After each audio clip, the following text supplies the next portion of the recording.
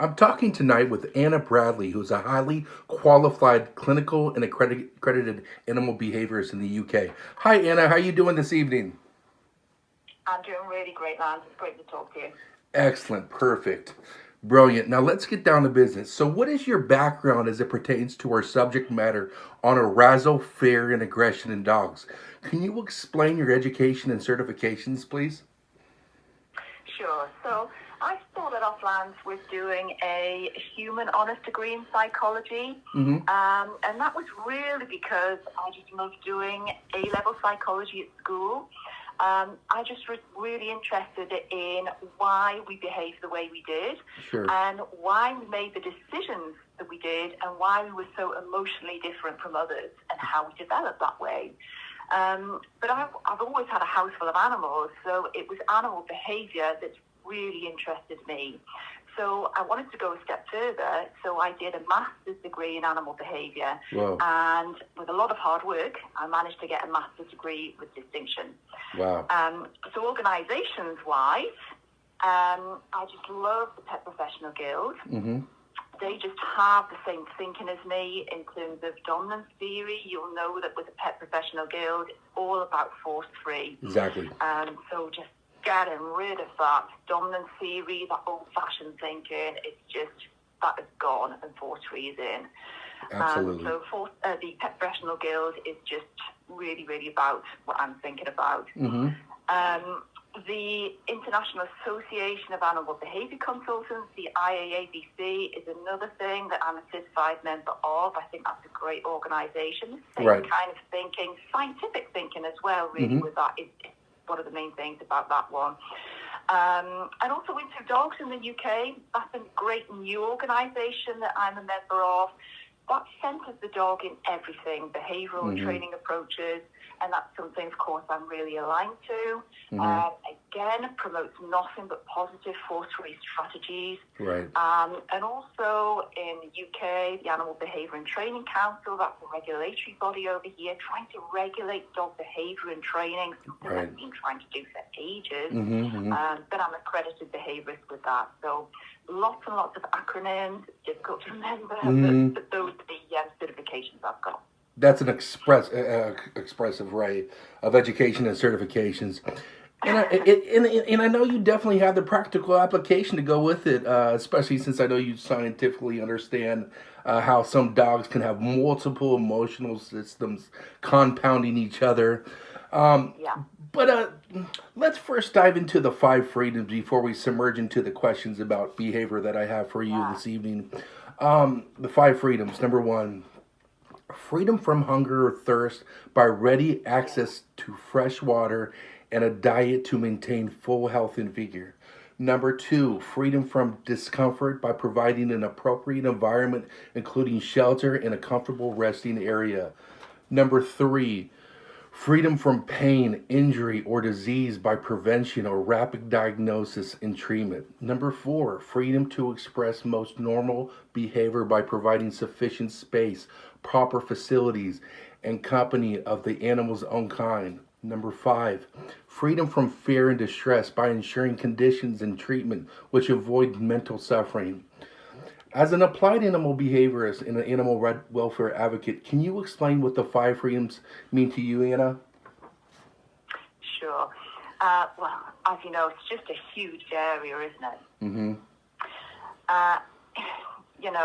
I'll give you some examples because the 5 freedoms are just involved in everyday handling of dogs and clients. If you neglect the 5 freedoms, you really shouldn't be working. And I'm sure to you, you'll just be involved with those in every single day of your work. And you just cannot neglect them at all. Exactly. I would say freedom from pain and injury, disease. Probably injury and disease it's one of the most apparent ones, I would say. Behavioral training issues, they have pain as such an influential factor. And I would say that sadly pain goes unnoticed so many times. Exactly. People just don't think about it as a causal or maybe a maintaining factor of behavioral issues. I mean, it could be something as minor as just being uncomfortable for the dog when hair is trapped in a harness. Yeah. That happens so many times. Yeah. And then the dog begins to associate that with just being uncomfortable. Wow. And then maybe secondary to that, the owner becomes an associative pain factor and then resents the harness being put on. Yeah. I see that so many times with young dogs that people say to me that the dog just hates having that harness or maybe the collar put on, but it's because they're so rough with putting those things on the dog, and they're just not careful enough. So just being uncomfortable and then causing pain, and people just don't think of these things. Yeah.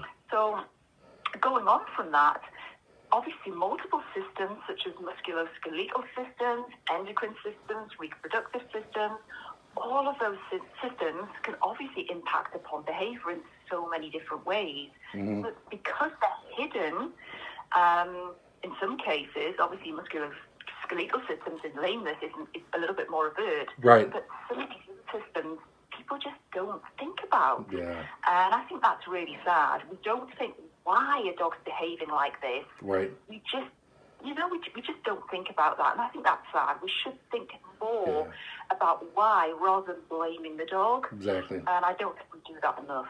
Yeah.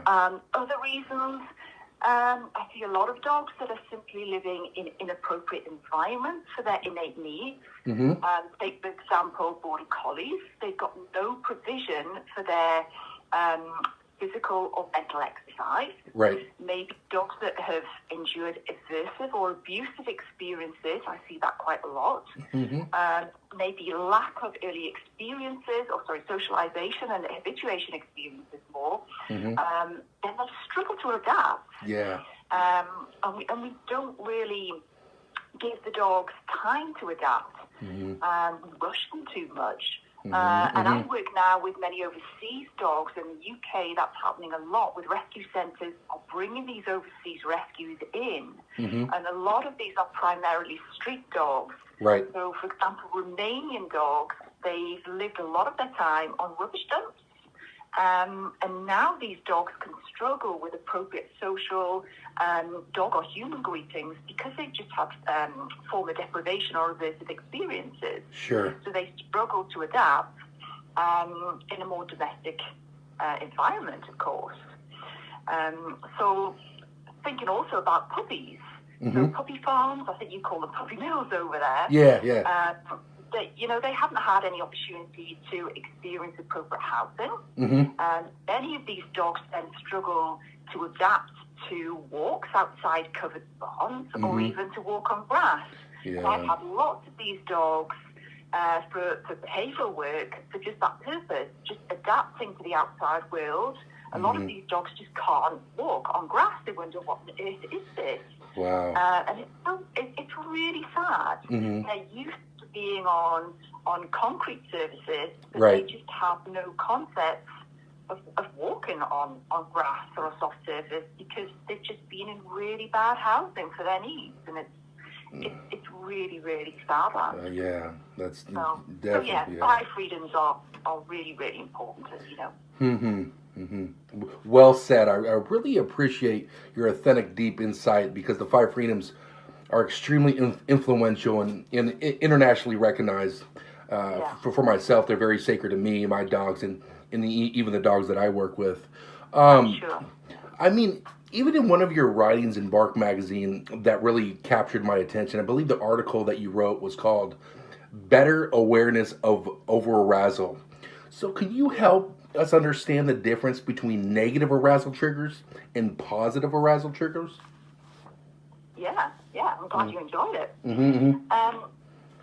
I was actually on real quick. I was actually on vacation in a beautiful area. It's actually down in Carmel, and I was in the lobby, and there was a Bark magazine. I picked it up and I started reading it, and that's where I came across. I was on vacation with my dogs and my lady, and it was right there. Picked it up, started reading it, and it just really I just related to the dogs that I work with and dogs I worked with previously.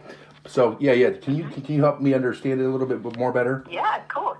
Yeah, I think owners do struggle with the concept of what arousal actually means. Mm-hmm. I think it's quite an all-encompassing term for some people, but really it refers to being just massively aware of everything in your world, an all-encompassing sensory experience, if you like. So what the dog hears, what they smell, what they taste, what they touch. Sure. And I think sometimes what we think of arousal then are things of what the dog, it's just really exciting for the dog. So the positive triggers, things like us coming home after a day's work, right, and getting the lead out after a walk, going to get the food bowl, initiating play, those exciting things. But then what we maybe don't think about is maybe if we think about a nervous dog, what about that dog when he gets bombarded by another dog off lead on walks? Right. Maybe what about that dog when he becomes forcibly befriended by another person out on a walk? Sure. Another dog barges into his personal space. Or maybe about sound firework displays nearby. So all of those events might cause that dog to react as well, but it's not really as exciting as it was to the other dog that we were talking about before, but it still causes physiological arousal symptoms. And there are loads of physical, behavioral, physiological even symptoms which you can Google, but these are not positive, but they're negative experiences and triggers. Sure. So, yeah, there's positive and there's also negative arousal triggers, which not everybody is aware of. Sure, yeah. So, yeah, there is a distinction there. Yeah, and thanks for the clarification, because, you know, a lot of dog trainers and dog owners are, you know, unaware of the differences, and, you know, really appreciate that. So can you give it an analogy that speaks on the over-arousal state and trigger stacking?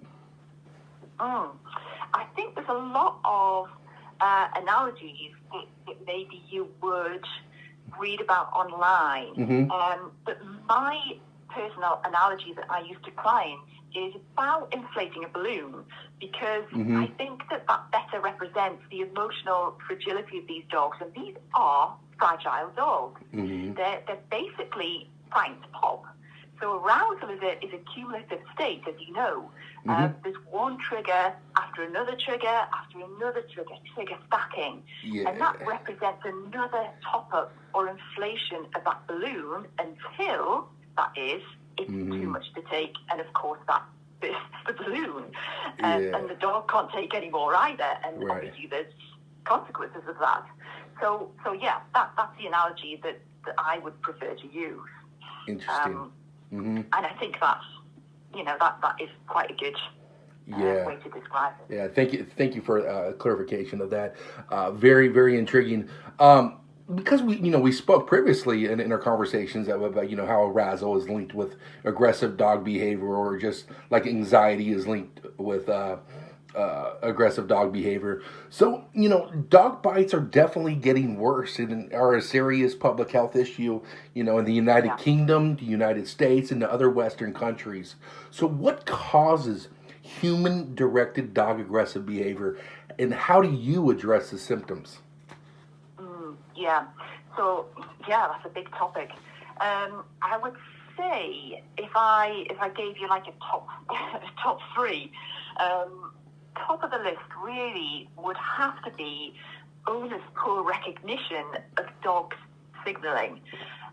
Certainly from my cases, time after time, owners just don't recognize that dogs are uncomfortable with owners' own advances towards them, or specific events or circumstances that have led up to the dog becoming, in inverted commas, aggressive. Sure. They simply believe that bites are unpredictable and just come from nowhere. Yeah. So I would say in the vast majority of the cases, that dog has just literally been crying out to be heard. And most owners are just so frustrated with themselves, even quite upset and regretful, when they realize the signals have been missed and that's been pointed out to them.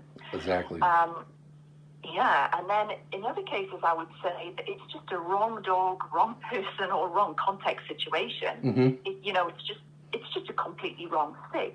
Right. I would say sometimes people just get dogs for entirely the wrong reasons, Mm-hmm. and they just do not take into account the dog's behavioral needs, Right. and it just simply goes horribly wrong.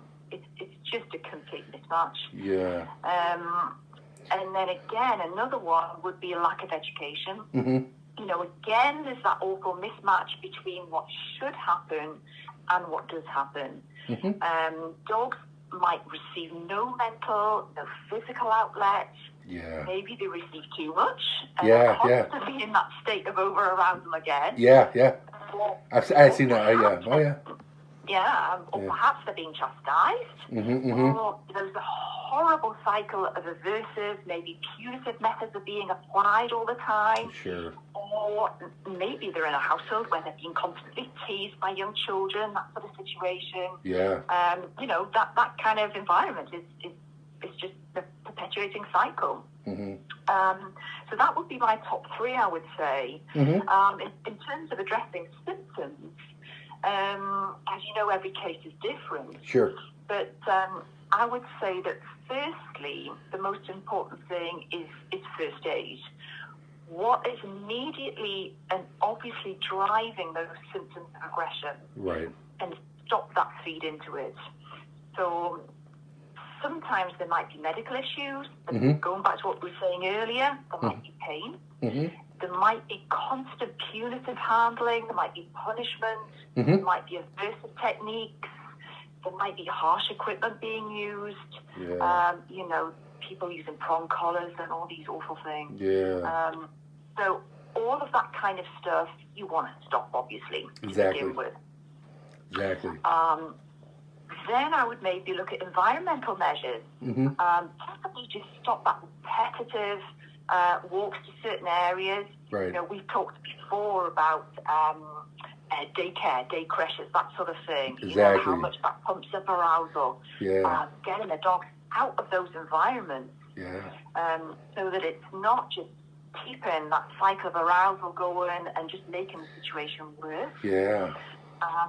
Lots of owner education in recognizing when the dog is uncomfortable and is actually given loads of these red flags and saying that he doesn't like whatever you're doing.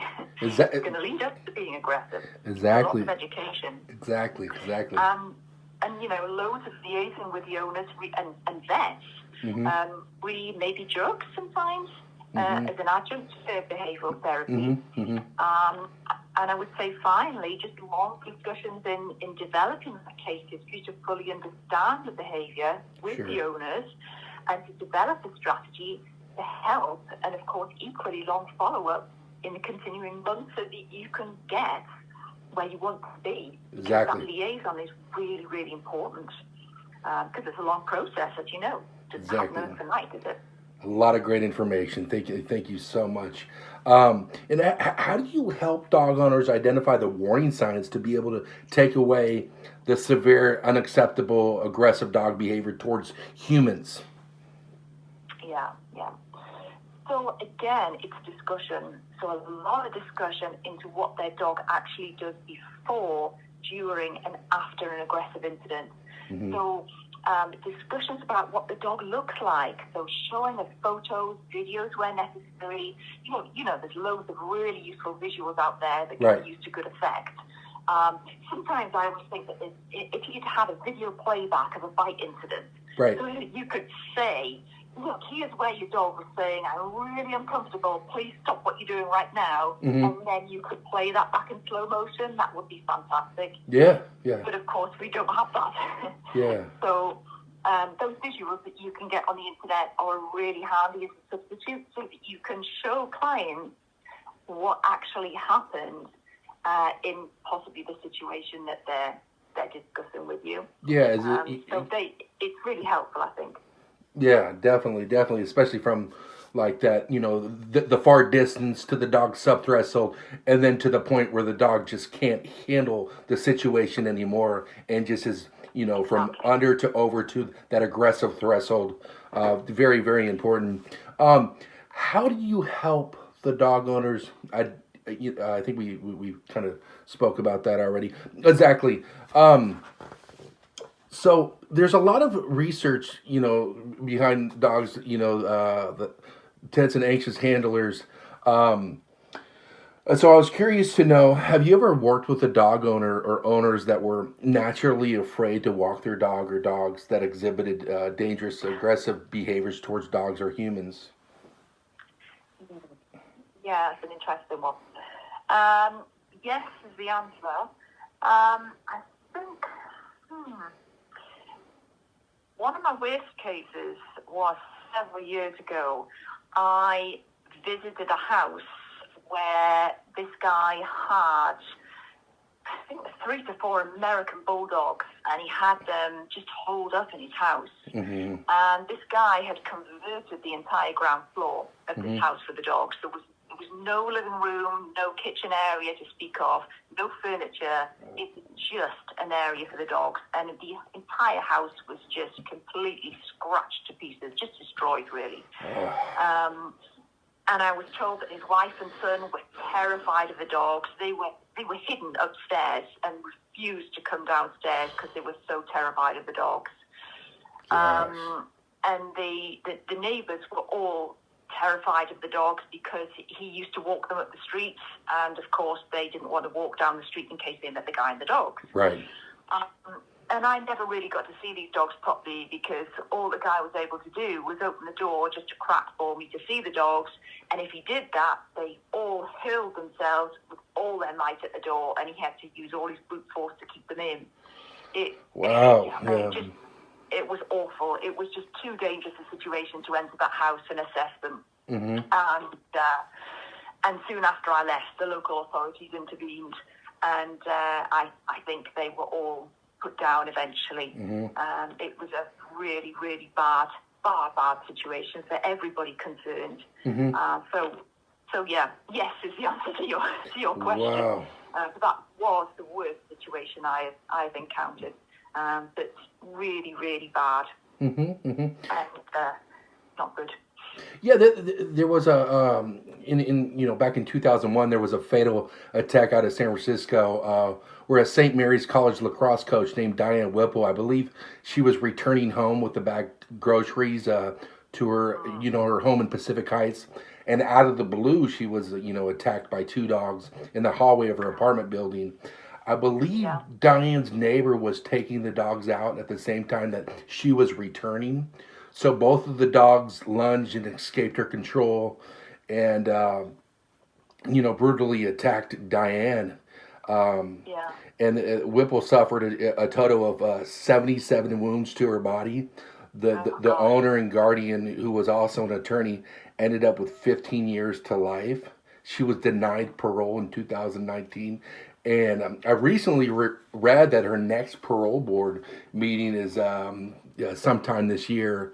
And there was another situation where there was a lethal dog-to-dog attack just north of San Francisco in Marin County with a Corte Madera dog walker. It happened in this area near Phoenix Lake with one of her dogs in her pack attacking and killing the other dog in her pack. And, last Friday I just saw her and I was shocked to see that she's still taking out dogs, So human-directed aggression and dog-to-dog aggression is a serious public health issue and only getting worse. Wouldn't you agree?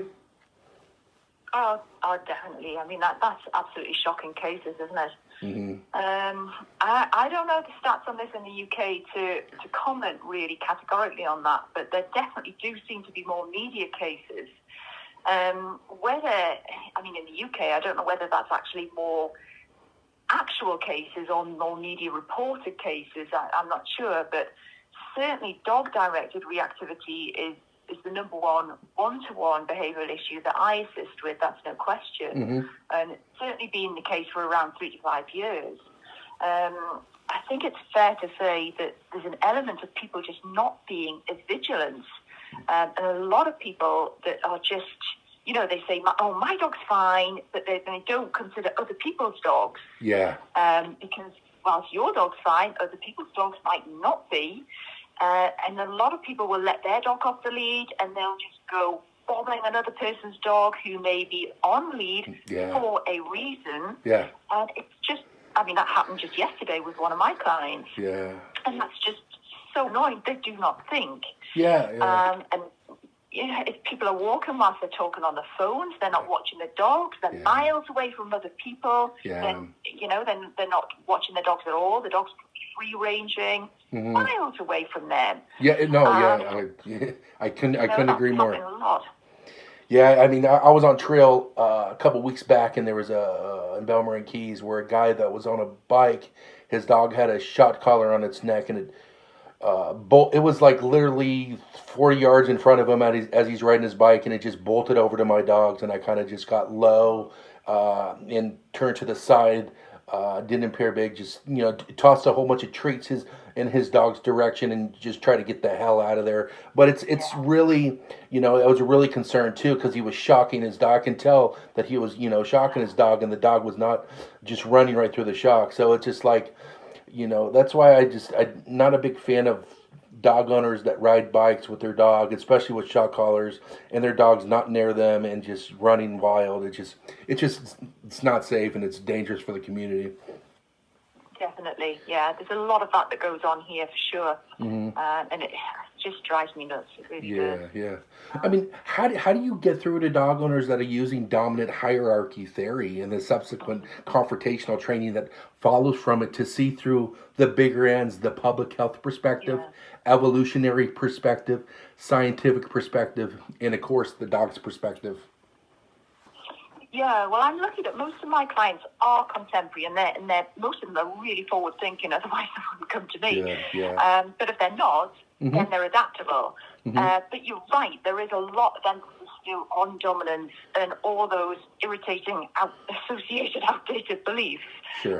Going through doors first, eating first. If your dog jumps up, if your dog pulls, is boisterous, it's because she's dominant. You need to show her who's boss and all of that sort of thing. But I'm always really careful and diplomatic because those views, they don't change easily or quickly. If people have held them for a lot of years or they've had dogs for a lot of years, it's tricky. So sometimes you've got to bite your tongue hard. You've got to suck in what they say and then show them why what you're saying works far better than what they thought. So, for example, substituting a sit and a watch, lots of eye contact and praising that for jumping up works, for instance, a lot better than yanking the dog's collar and yelling at them. So, you've got to turn it around and show why your method is more effective than theirs. Exactly. Is that alternative behavior? Not always that easy. Yeah. Instead of doing this, let's do this over here. You know what I mean? And it could change the association, positive reinforcement, response substitution. Appreciate the feedback there. Couldn't agree more. In your clinical research and practical application, what do you think is the cause of child-directed canine aggression? How critical is parental supervision? And what's your approach to help improve the child-dog interaction, if that's possible? Yeah, well, parental supervision is critical, but that works both ways because even the most so-called placid, calm, and behaviorally stable dog can react if challenged. And if they're provoked and placed in an anxiety-induced situation, it's just simply not worth the risk, is it? So, secondly, dogs have got to be respected as dogs by children right from the start. Right. So they've got to learn, the children that is, that no pulling of fur, no pulling of tails or ears, and no picking the dog up like a doll, and no teasing is allowed. So it's respect, isn't it? Absolutely. So dogs can find young children quite anxiety-provoking. And interestingly, at different stages of their development, that can be more so. So as babies, children are a little odd, really, because they emit strange noises. As toddlers, they become mobile and even more scary. They're wobbling around and make unpredictable movements. They're crawling, they're falling over. Maybe they're having the odd tantrum or so. They're throwing things around, they're possibly having a little prod or a poke at the dog, and they're dropping bits of food. So anxiety and squabbles over resources like food and toys, baby toys left around, that sort of thing, can be a source of friction for dogs. Yeah. And I also think that reduction of time spent with the dog is another possible challenge. As is children invading the dog's space, wanting to pick them up, and how children like to hug the dog. They're always in their space all the time. It's just not comfortable. Sure. So we have to be really careful and supervise them all the time. Absolutely. Couldn't agree more. I did a little research, and I did some research, and according to the American Veterinary Medical Association, there was over 85 million people in the U.S. 4.5 million people are bitten every year. Children are the most common victims of dog bites. The average cost for the dog bite claim was $50,000, which is equivalent to 37,933 pounds. And would you happen to know the number in the UK dog bites per year? I think it's around, just a very rough estimate, around 2,000 to 50,000 pounds. Obviously, that's a very wide average, but something like that. So, yeah. So, now what is... I wanted to ask this question too. What is canine house-made aggression? Is there is it genetic-based, fear-based that makes these dogs more reactive with exhibiting aggressive dog behaviors? Yeah. Certainly there is a recognized genetic basis for many subtypes of aggression. But anxiety is still so often the root cause. And it continues to be with aggression between dogs within the household. And that's what I would class as housemate aggression. Right. I would include in that between siblings. It causes a lot of stress. So with this classification, you've got to work on environmental management again, looking at reducing exposure, at least in the short term. So things like child safety gates, limiting access to shared spaces, maybe restricting things like dog chews, free access to resources like toys, preventing pinch point areas. But then you've got to work on clearly identifying all those trigger flares. So we're looking at when exactly that aggression occurs. Does the owner have to be there or not? Sometimes it's one or the other. But most usually treatment is based upon working systematically through each one of those triggers and then altering the dog's perception of it, including, of course, the other dog. So, it's complicated, as aggression is in all subtypes. It's complicated, isn't it? Definitely. And, calmly controlling those resources, being preemptive and proactive. Because sibling rivalry is real. And thank you for the clarification. So true. And I'm influenced by how you have a long history of temperament testing dogs, but you have also competed in crufts with your Labradors. If a dog has zero fundamental training, I know I really appreciate how you do both. If a dog has zero fundamental training and your client is requesting training for a behavioral issue, say a well-being issue, leash reactivity, can you be successful with training the behavioral issue first without addressing the fundamentals? Yes, I'm so lucky to have two such beautiful dogs. Gorgeous Labradors, yeah. They are. Gorgeous, sweet, and perfect Labradors. Yeah. Actually, nothing's perfect, but it's pretty close to being perfect. Precision is important. Okay. I'll tell them. Okay, thank you. Your question. I think it definitely helps if you've got some groundwork, basic schooling if you like. But to be fair, most owners have worked on just simple, basic stuff on their own when they first come to me. Most of my clients, if I take your example of leash reactivity, they haven't done more than that, more than the basics. And a lot of my reactive dogs are really raw rescues, so they've never even attempted any elements of early manners work at all. So I would say no is the short answer to your question, because I would work a lot on teaching substitute behaviors anyway, from scratch, depending upon the cause of reactivity, and then teach a specific strategy to assist with the reactive behavior, again, depending on the cause. So yeah, I would say no really is a short answer, and then just work on specific things for the reactivity and put that groundwork up. Right. Very, very customized, treatment plan, behavioral modification program.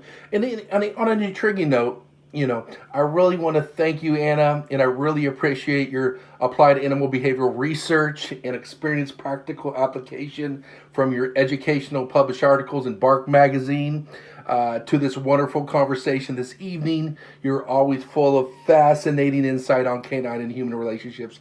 Thank you so much for your time. Really, really appreciate it. That's no problem at all. You're most welcome. It's been brilliant. Really enjoyed it. Really enjoyed speaking with you as well.